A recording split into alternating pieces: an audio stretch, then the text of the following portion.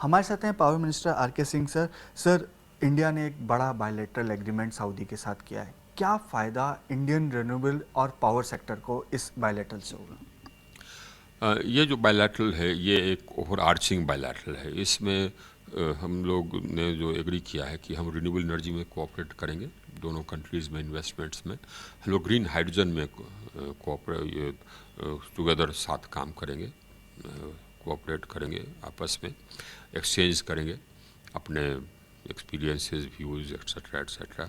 Investments भी होंगे। हम लोगों ने उसमें यह भी प्रावधान किया है कि हम लोगों में के बिजली सिस्टम्स में इंटरकनेक्शन होगा, तो एक ग्रिड इंटरकनेक्शन का भी उसमें प्रावधान है। तो ये कुल मिला करके दोनों के देशों को बहुत फ़ायदा होगा। हमको तो फ़ायदा होगा कि एक तो हम बहुत बड़े एक रिन्यूएबल एनर्जी कैपेसिटी के रूप में उभरे हैं दुनिया में।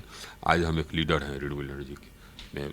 सऊदी अरेबिया को इससे लाभ होगा क्योंकि हमारी जो इंडस्ट्री है रिन्यूएबल एनर्जी की एकदम मैच्योर हो गई है और बहुत स्ट्रांग हो गई, तो उनके यहाँ भी इन्वेस्टमेंट जा कर के हमारी इंडस्ट्री कर सकती है।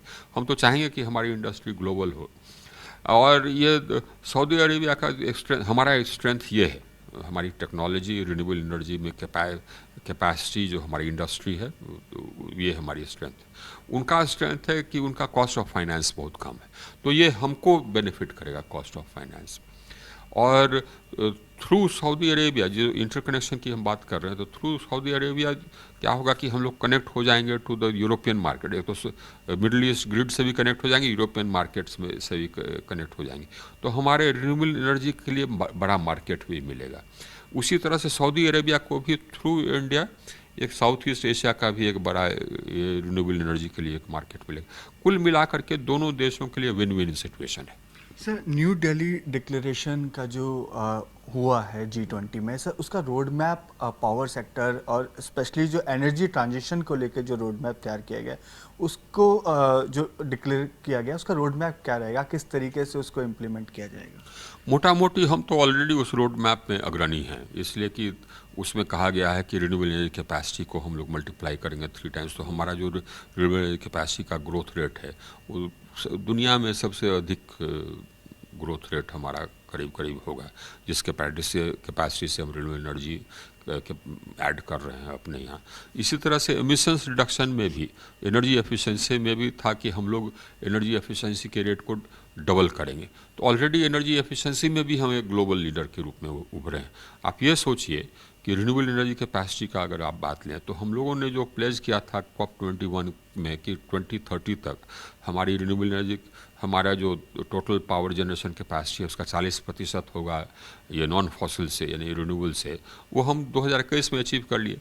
इसी तरह से हम लोगों ने जो प्लेज किया था कि 2030 तक हम अपने एमिशंस इंटेंसिटी को रिड्यूस करेंगे बाय 33%, वो 2019 में हमने अचीव कर लिया। दोनों में हम लीडर्स हैं। तो इसमें एनर्जी एफिशिएंसी के रेट को डबल करने में भी तो हम समय से पहले ही कर लेंगे, और इसी तरह से हमारा जो रिन्यूएबल एनर्जी कैपेसिटी एडिशन है ये भी हम समय से पहले ही कर लेंगे। हम तो उसमें लीडर हैं। तो कुल मिलाकर करके ये जो डिक्लेरेशन है, ये डिक्लेरेशन हमारे लिए अनुकूल है। सर, डिमांड, पावर डिमांड हमेशा हम देख रहे हैं पिछले सालों में काफ़ी तेज़ी से बढ़ रहा है। तो सर आगे मीट भी किया। बिल्कुल, आपने मीट भी किया सर, काफ़ी मुश्किल था। आप ये सोचिए कि डिमांड कहाँ रहता था, 1,80,000 मेगावाट हो गया 2,41,000 मेगावाट तक पहुँच गया, और हमारा शॉर्टफॉल कितना, 2,41,000 मेगावाट में से करीब 200 मेगावाट, अब वो भी टेक्निकल कारणों से ये देश के किसी कोने में, इतना ही।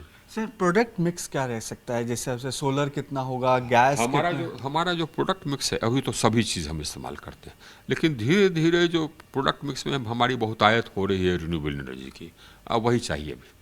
Sir, last 2 question sir. एक सर, पीएलआई के लास्ट 1 क्वेश्चन सर, क्या गैस प्लांट्स वापस शुरू करने की कोई योजना? गैस प्लांट्स ऑलरेडी हमारे चल रहे हैं, करीब करीब 6,000-7,000 megawatt already gas based plants चल रहे हैं और चलेंगे हमारे, क्योंकि डिमांड जो बढ़ा है तो गैस बेस्ड कैपेसिटी भी हमारी यूटिलाइज होनी चाहिए, वो आवश्यक है।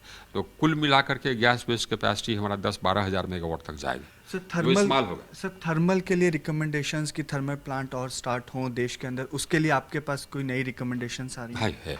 देखिए, तो एक तो 24-25 हज़ार मेगावाट हमारा निर्माणाधीन है।